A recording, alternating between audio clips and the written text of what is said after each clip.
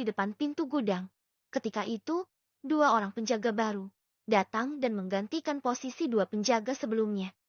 Empat orang penjaga itu memberi salam saat melihat Lang Ye. "Salam Tuan Muda, bagaimana? Apakah Anda telah mendapatkan benda yang Anda butuhkan?" tanya penjaga yang sebelumnya menjaga.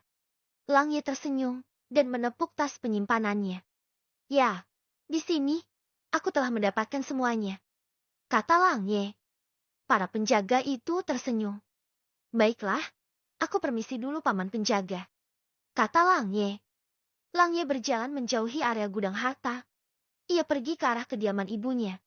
Saat itu, Lang Ho masih di tempat Nyonya Lang. "Adik Lin, apakah ada hal penting?"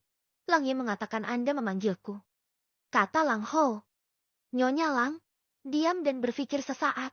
Kemudian ia tersenyum. Wanita yang sangat mengenal putranya itu mengerti. Pasti Lang Ye telah melakukan suatu hal nakal lagi dan memanfaatkan namanya untuk membohongi ayahnya. Nyonya Lang tersenyum menatap suaminya. "Kakak Lang, sebentar lagi, Nyonya Gubernur akan mengadakan pesta pertemuan. Ia mengundang para nyonya penguasa kota. Aku berencana akan mengajak para saudari untuk bersama ke sana. Bagaimana menurut Anda?" kata Nyonya Lin. Para saudari yang ia maksud adalah istri para pemimpin di kota Lang. Selain Nyonya Lang, masih ada 3 lainnya, yaitu istri wakil tuan kota, istri komandan, dan wakil komandan. Lang Ho tersenyum dan mengangguk. "Itu rencana yang baik, dan ada baiknya juga Anda membawa Lang Ye. Biarkan anak itu melihat dunia luar. Selama ini ia hanya terkurung di kota ini," kata Lang Ho. Nyonya Lang tersenyum. "Baiklah, Kakak Lang, hanya itu yang ingin aku katakan.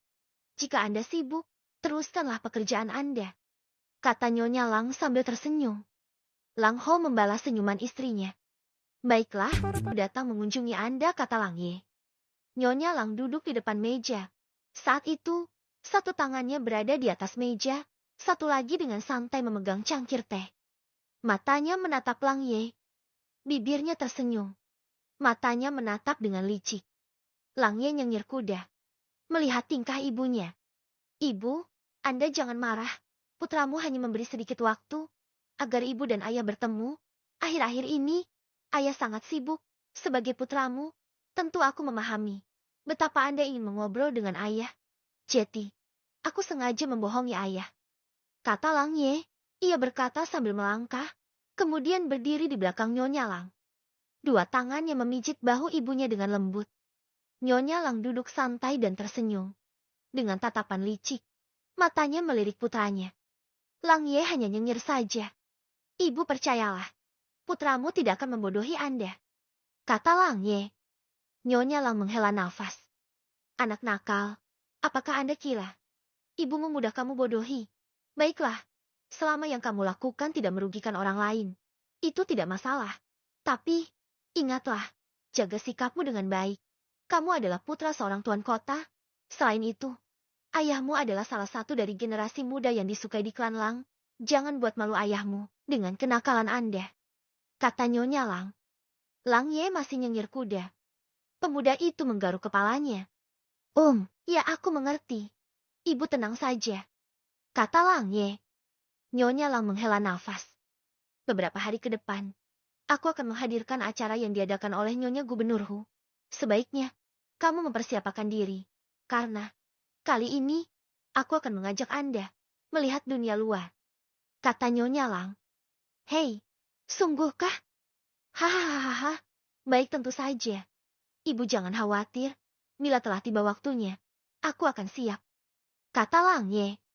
"Ibu, aku akan pergi sebentar," kata Lang Ye. Nyonya Lang menatap tajam wajah putranya. Lang Ye tersenyum pahit. "Ibu, aku hanya ingin mengunjungi kediaman Kuan Yu. Anda tenang saja. Aku tidak akan berbuat sesuatu yang nakal," kata Lang Ye. Nyonya Lang tersenyum. Ia memicingkan satu matanya dan menatap putranya. Lang Ye nyengir kuda dan menggaruk kepalanya. "Ibu percayalah. Ini kota Lang. Di sini semua orang baik pada kita. Mana mungkin aku membuat malu ayah," kata Lang Ye. Nyonya Lang menghela nafas. "Baiklah, ibu percaya. Ingatlah sebelum gelap, Segeralah pulang, kata Nyonya Lang. Baik Ibu, Lang Ye bergerak cepat dan pergi meninggalkan ruangan itu. Nyonya Lang hanya tersenyum dan menggelengkan kepalanya. Ia tahu, anaknya nakal, namun senakal apapun Lang Ye, sebagai ibunya, Nyonya Lang mengerti, Lang Ye anak yang baik. Lang Ye berjalan menyusuri jalanan di kota Lang. Matanya melirik ke segenap arah, bibirnya tersenyum. Ah, ibu masih curiga padaku. Padahal aku lapar sekali. Sebaiknya aku makan di luaran saja. Jika di rumah, pasti ibu akan tetap bertanya, apa yang telah aku lakukan? Kata Lang Ye dalam hati. Lang Ye berjalan ke arah sebuah tempat makan umum. Sebuah area kelas bawah di kota Lang. Di area itu hanya tersedia lapak bagi pedagang kaki lima.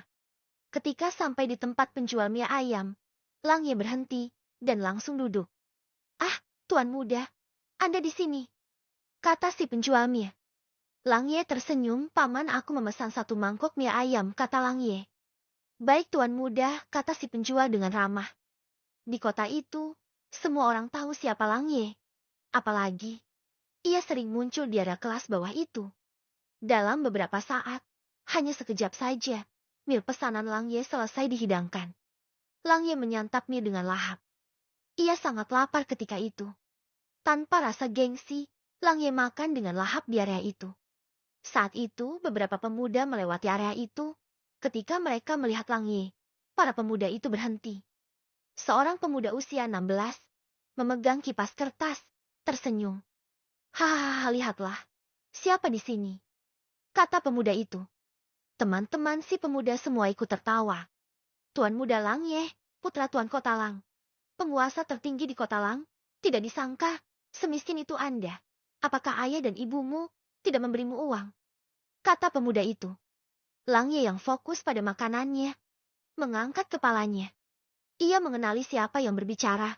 Lang Ye tersenyum. Sing Kun, apa urusannya dengan Anda? Dimanapun aku makan, itu urusan aku. Kata Lang Ye. Pemuda yang bersama teman-temannya itu adalah putra seorang hartawan di Kota Lang. Walau bukan kalangan pejabat, namun sebagai pengusaha sukses, keluarga hartawan Sing sangat terkenal di Kota Lang. Dan dianggap selevel dengan keluarga 4 pemimpin Kota Lang. Selain keluarga hartawan Sing, tentu terdapat juga keluarga besar lainnya. Setiap keluarga besar memiliki keturunan yang seumuran. Tidak ada permusuhan di antara tuan kota dan para hartawan. Justru mereka saling mendukung dan menjaga.